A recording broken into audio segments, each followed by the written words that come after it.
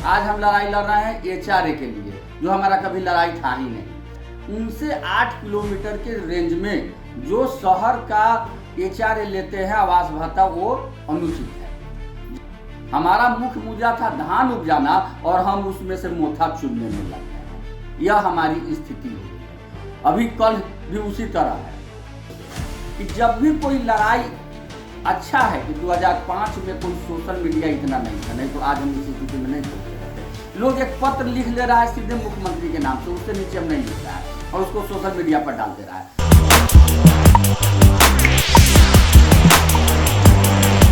नमस्कार, मेरा नाम है कुणाल और वॉइस ऑफ देख रहे हैं। देखिए, शिक्षक संघ के प्रदेश अध्यक्ष केशव कुमार अब सरकार पे भड़क चुके हैं। आपको बता दें कि उन्होंने साफ साफ कहा है कि सरकार जो है बस छोटी छोटी समस्या हमारे सामने खड़ी कर रही है ताकि हम बड़ी समस्याओं का समाधान न ढूंढ सके। और सारे शिक्षक गण से, सारे शिक्षक प्रेमियों से भी उन्होंने आग्रह किया है कि आप छोटी छोटी जो समस्याएं सरकार हमारे सामने खड़ी कर रही है उसमें ना पड़े, और उसमें पड़े भी तो उसको जीत करके बड़ी समस्या जो हमारे सामने खड़ी है उससे लड़े। बड़ी समस्या क्या है? बड़ी समस्या है कि उनका वेतन नहीं मिल रहा है। पोस्टिंग को लेकर के सरकार 1 साल से घुमा रही है, उसको लेकर के उन्होंने कहा कि ये हमारे लिए बड़ी समस्या है कि आखिर ये कैसे सॉल्व होगा। आप लोग छोटी छोटी समस्या के में पड़ जाते हैं कि छुट्टी इतनी चाहिए तो टीचरों को इतना पाबंदी लगाया गया है। ये सब तो हमारे सामने छोटी ही समस्या है। सुनिए केशव कुमार क्या कुछ कह रहे हैं सरकार को लेकर के और क्या कुछ अपील कर रहे हैं शिक्षक प्रेमियों से। बिहार के सभी शिक्षक भाइयों, शिक्षिका बहनों, सभी शिक्षा प्रेमियों, शिक्षाविदों, आप सभी को सादर प्रणाम, नमस्कार। साथियों, आज हम यह चिंतन और मंथन कर रहे हैं कि हम क्या थे, आज क्या हो गए। हम बहाली के समय जब हुई, हम क्या करने चले थे, हमारा लक्ष्य क्या था, हमें कहाँ पहुँचना था और हम कहाँ पहुँच गए, हमें क्या करना था और हम क्या कर रहे हैं। जब हमारी बहाली हुई, 3, 5, 6, 10, 15, 20 लगातार बहालियाँ हो रही है। शिक्षक नाम बदल रहे हैं, सरकार शिक्षकों का नाम बदल रही है, लेकिन काम वही है, पढ़ाना। और हमारा उद्देश्य था उस समय, हमारी लड़ाई थी समान काम समान वेतन, पुरानी पेंशन योजना, पुराने शिक्षकों की तरह सभी सुविधाएं लेना। लेकिन सरकार छोटी छोटी समस्याएं हमारे सामने खड़ी करती गई और हम लड़ते रहे। आज हम लड़ाई लड़ रहे हैं शनिवार को हाफ डे करने का, जो कभी हमारा लड़ाई था ही नहीं। आज हम लड़ाई लड़ रहे हैं एचआरए के लिए, जो हमारा कभी लड़ाई था ही नहीं। आज हम लड़ाई लड़ रहे हैं प्रभार के लिए, जो हमारा कभी लड़ाई था ही नहीं। यानी हम अपने बड़े लक्ष्य को छोड़कर छोटे लक्ष्य की तरफ उलझते जा रहे हैं और सरकार इसमें सफल हो रही है। सरकार छोटा छोटा व्यवधान हमारे सामने इसीलिए उत्पन्न कर रही है कि बड़े लक्ष्य की ओर नहीं बढ़े। अभी कल एक पत्र निकला है सरकार द्वारा कि जो अवर्गीकृत शहर है उनसे 8 किलोमीटर के रेंज में जो शहर का एचआरए लेते हैं आवास भत्ता, वो अनुचित है। जबकि उसमें जो 1980 के जिस नियमावली का जिक्र किया गया है, उस नियमावली में यह स्पष्ट है कि शहर में मिलने वाले आवास भत्ता ही शहर के बाहरी सीमा से 8 किलोमीटर के रेंज में अवस्थित विद्यालय को सभी शिक्षक एवं शिक्षक कर्मियों को वही आवास भत्ता मिलेगा। और वह लोग ले रहा है। अधिकांश जगह तो अभी मिल भी नहीं रहा है, लेकिन बहुत सारे साथी ले रहे हैं।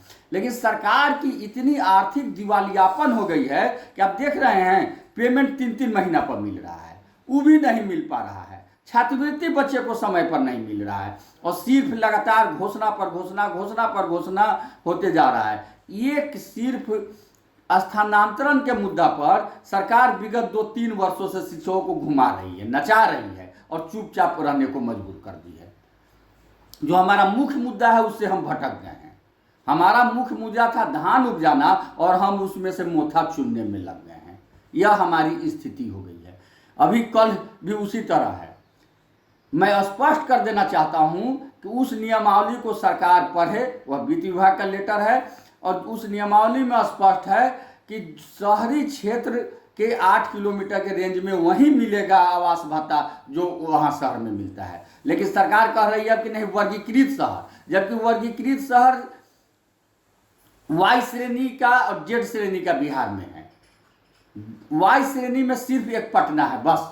जेड श्रेणी में बिहार के 25-30 शहर है, जिसमें प्रायः जिला मुख्यालय है, उसके अलावा कुछ मोकामा बिहार शरीफ जैसा शहर है। बाकी जो भी बड़े बड़े शहर हैं वो वर्गीकृत में नहीं है, वो अवर्गीकृत में है, और अब उस पद के अनुसार उनको नहीं मिलेगा, जबकि ऐसा कहीं नियम नहीं है। सरकार का एकमात्र उद्देश्य है कि ये लोग इसमें उलझे। और उससे भी ज़्यादा तकलीफ हमको अपने साथियों से है कि जब भी कोई लड़ाई, अच्छा है कि 2005 में कोई सोशल मीडिया इतना नहीं था, नहीं तो आज हम इस स्थिति में नहीं पहुंचे रहते। लोग एक पत्र लिख ले रहा है सीधे मुख्यमंत्री के नाम से, उससे नीचे हम नहीं लिख रहा है और उसको सोशल मीडिया पर डाल दे रहा है। न तो मुख्यमंत्री से बात हो रही है, न शिक्षा मंत्री से बात हो रही है, न किसी पदाधिकारी से बात हो रही है।